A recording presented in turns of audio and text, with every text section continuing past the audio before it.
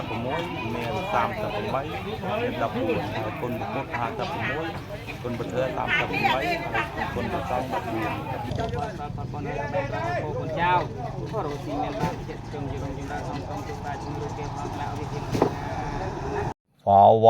វបងប្អូនគ្រាន់តែដើមក្បាលវីដេអូក៏អស្ចារ្យផងដែរបាទនេះគឺជាដំណើរឆ្ពោះទៅកាន់ខ្លោងទ្វារវត្តព្រះបាទ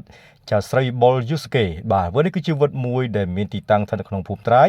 សង្កាត់បលាំងក្រុងរុនតាអេឌីជូសែនខេត្តសៀមរាបក្នុងវត្តនេះដែរគឺជាវត្តមួយដ៏ចំណាស់នៅក្នុងទីរួមខេត្តសៀមរាបតែម្ដងបងប្អូនដោយសារតែវត្តនេះគឺនៅក្បែរប្រាសាទចៅស្រីបុលហើយនៅខាងលើភ្នំគឺមានព្រះវិហារហើយនៅខាងក្រោមជំហៀងខាងជើងនៃភ្នំគឺមានបាទទីតាំងវត្តតែម្ដងបងប្អូនវត្តនេះគឺកសាងឡើងមានអាយុកាលរាប់រយឆ្នាំមកហើយនេះគឺជាខ្លោងទ្វារជាសមិទ្ធផលថ្មីមួយទៀតសម្រាប់វត្តតែម្ដងហើយទិដ្ឋភាពខ្លោងទ្វារនេះគឺពិតជាអស្ចារ្យមែនទែនបងប្អូនបានឃើញទេទិដ្ឋភាពបាទទីតងនឹងខ្លោងទ្វារវត្តព្រះបាទចៅស្រីបុលយូស្កេនឹងពិតជាអស្ចារ្យមែនទែនដែលជាព្រះគំនិតដូចផ្ដើមរបស់ព្រះអង្គកសបៈនាំនាមតែព្រះអង្គបានសុគតហើយនៅតែព្រះគ្រូថ្មីបាទព្រះគ្រូហៈព្រះអង្គបានបន្តនៃការសាងសង់ហើយបានរួចរាល់នៅក្នុងថ្ងៃទី12នេះតែម្ដងបងប្អូននេះគឺជាសមិទ្ធផលដ៏អស្ចារ្យមែនទែនហើយពឿមាសតែម្ដងបាទរំលេចដោយពឿមាសតែម្ដងហើយមើលទៅគឺចាំងភ្នែកស្រស់ស្អាតមែនទែនហើយភ្នែកសងខាងគឺមានក្បូរក្បាច់រចនាបែបបុរាណខ្មែរយើងតែម្ដងហើយនៅចំហៀងខាងនេះគឺបាទពិតជាស្រស់ស្អាតមែនទែនបងប្អូនឃើញហើយគឺពិតជាអស្ចារ្យនៅព្រះគំនិតដ៏អស្ចារ្យរបស់ព្រះអង្គដែលបានមានគំនិតដូចផ្ដើមហើយបានធ្វើចេញជាសមិទ្ធផលដ៏អស្ចារ្យប៉ុន្តែសមិទ្ធផលដ៏អស្ចារ្យនេះកើតចេញអំពីការចូលរួមពីយមញាតិពុទ្ធបរិស័ទជាច្រើននៅក្នុងវត្តហើយក៏ដូចជានៅក្រៅវត្តពិសេសគឺជាបរិទ្ធជាចំណោះនៅក្នុងវត្តព្រះបាទចៅស្រីបុលយូស្កេនឹងតែម្ដងបាទនេះគឺជាខ្លោងទ្វារហើយកន្លែងនេះគឺជារូបតំណាងដែលព្រះអង្គបានត្រាស់ដឹងបាទមើលទៅពិតជាស្រស់ស្អាតអញ្ចឹងឃើញទៅគឺស្រស់ស្អាតមែនទែនបងប្អូនប្រសិនបងប្អូនបានមកទស្សនាបងប្អូនពិតជាស្ងើចសរសើរនៅស្នាដៃស្ងើចសរសើរនៅទេពកោសល្យរបស់ជាងមែនទែនហើយតកតងទៅនឹងការប្រារព្ធធ្វើពិធីឆ្លងឬក៏ពិធីសម្ពោធនៅក្នុងខ្លោងទ្វារវត្តព្រះបាទជាស្រីបុលយូស្កេនឹងគឺប្រព្រឹត្តទៅនៅថ្ងៃ12ថ្ងៃទី12ទី13ខែមីនាឆ្នាំ2025ត្រូវនៅថ្ងៃពុធព្រឹស14-15កើតខែផល្គុនបងប្អូននេះគឺជាដំណឹងបុណ្យដែលបងប្អូនអាចមកចូលរួមក្នុងការចាប់មេផលតាមកម្លាំងសទ្ធាជាថ្លារៀងខ្លួនបងប្អូននេះគឺជាសកម្មភាពខ្លះទាក់ទងទៅនឹងថ្ងៃដំបូងដែលបងប្អូនញញឹមជាពុទ្ធបរិស័ទគឺកំពុងតែស្រស់ស្រួលគ្នាកំពុងតែញឹបដៃញឹបជើងក្នុងការរៀបចំនៅគ្រឿងផ្សេងក្នុងការធ្វើពិធីឆ្លងពិធីសម្ពោធហើយក៏មានការអភិសេកព្រះហើយនឹងមានកម្មវិធីផ្លេកផ្សេងទៀតពិសេសគឺបញ្ចុះវធម្មសាលាឬក៏បញ្ចុះខណ្ឌសីមាតែម្ដងបងប្អូននេះគឺជាសកម្មភាពដែលយាយតាកំពុងតែរៀបចំយ៉ាងស័ក្តិស្រាំហើយបងប្អូនញញឹមជាពុទ្ធបរិស័ទជាច្រើនកំពុងតែរៀបចំនៅកន្លែងពូនភ្នំស្រូវដើម្បីឲ្យបងប្អូនប្រជាពលរដ្ឋយកស្រូវមកដាក់នៅក្នុងទីតាំងនេះតែម្ដងហើយលោកយាយលោកតាកំពុងតែមមាញឹកក្នុងការរៀបចំអ្វីទៅតាមអ្វីដែលជាប្រពៃណីទំនៀមទម្លាប់របស់ខ្មែរពិសេសគឺក្នុងតំបន់អង្គរគឺមានប្រពៃណីដ៏ល្អផូរផង់បែបនេះបងប្អូនអញ្ចឹងនេះគឺជាសមិទ្ធផលនេះគឺជាអ្វីដែលបងប្អូនកំពុងតែធ្វើជាទំនៀមទម្លាប់ដែលរក្សាតាំងពីដូនតាហើយនៅតែអនុវត្តធ្វើជារៀងរាល់ឆ្នាំនៅក្នុងភូមិសាស្ត្រក្នុងក្រុងរុនតាអេឌីជូសែននេះតែម្ដងបងប្អូនអញ្ចឹងបើសិនតែបងប្អូនចង់អញ្ជើញចាប់មេផលតាមកម្លាំងសទ្ធាអញ្ចឹងបងប្អូនអាចចូលមកបាននៅថ្ងៃនេះថ្ងៃស្អែកចឹងនៅតែបន្តរហូតចឹងពលមានវីដេអូមានតែប៉ុណ្្នឹងទេទៅនឹងការអធិប្បាយរបស់ខ្ញុំបាទបើសិនខ្ញុំបាទនិយាយទៅមានការលើលុខខុសឆ្គងនៅប្រការណាមួយសូមខន្តីអភ័យទោសដល់ខ្ញុំបាទផងហើយវីដេអូនេះនៅតែបន្តទៅនឹងសកម្មភាពរបស់លោកយាយលោកតាហើយក៏ដូចជាញញឹមជាពុទ្ធបរិស័ទនៅក្នុងចំណោះជើងវត្ត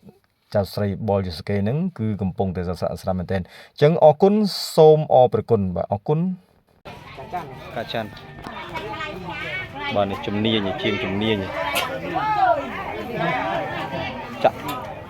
បាច់ដោយដើមជែក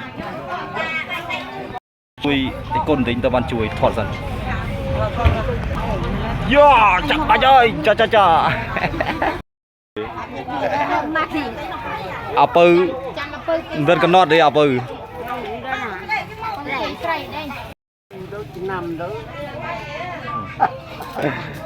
ពងទៅអីតាពងតាកាត់ចាក់ជែក bà này cũng không chặt chê giang một miếng nhất rồi bà này chiêng thùng chấm nia vậy này chấm nia vậy sao chấm nia như thế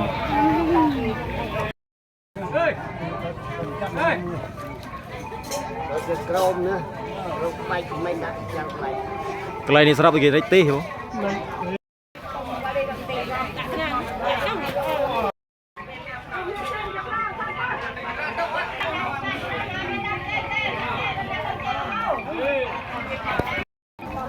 มีจะกรุบนี่เป็นนาตนีมุ้ยยาบานี่น้ำมันพวกแซ่สนาได้ยังสนาได้ตายเย่ยังบาจะนอจงวัดตราย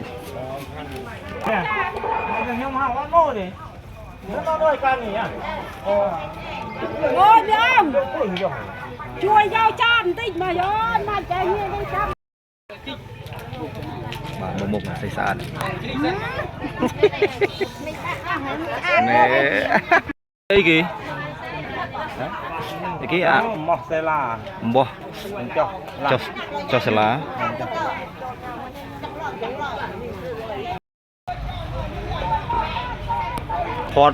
พอซับไซน์ดิ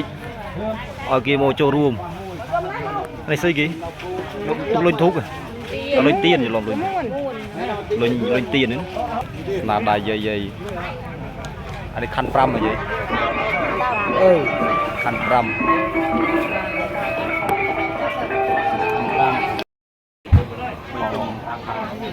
apa saya cuma makan rum perihnya dengan hasil pemuai dengan sampai pemai dapur kon bukut hasil pemuai kon bertemu sampai pemai kon bersama bukan kerja terakhir lah kemana kedua bang hasil pemuai sampai pemai bang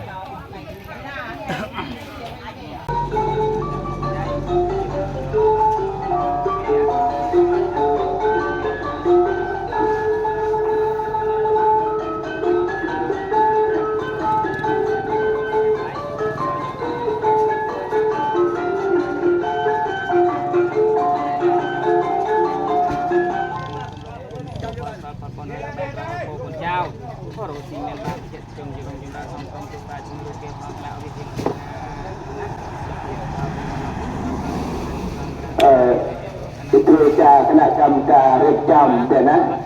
ความแบบเจจากกบัดความแบบเจจากกบัดเจริญ